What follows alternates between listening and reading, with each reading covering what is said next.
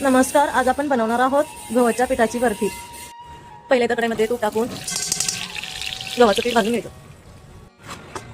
बारीक गॅसवरती लालसर होईपर्यंत भाजून घ्यायचं। 2 चमचे बारीक रवा भाजून घ्यायचा। चला आता साखरेचा पाक बनवूया। 1 फुलपात्र पाणी, 2 वाटी साखर, विलायची पूड, काजू बदाम, तूप, 1 तार पाक करून घ्यायचा। भाजलेलं पीठ पाकात टाकून हलवून घ्यायचं। तूप टाकायचं, ताटाला तूप लावून घ्यायचं। काजू बदाम टाकून भाजून घ्यायचं। कट करून घ्यायचं। चला झाली तयार गव्हाच्या पिठाची बर्फी। आवडली तर लाईक करा, सबस्क्राईब करा। धन्यवाद।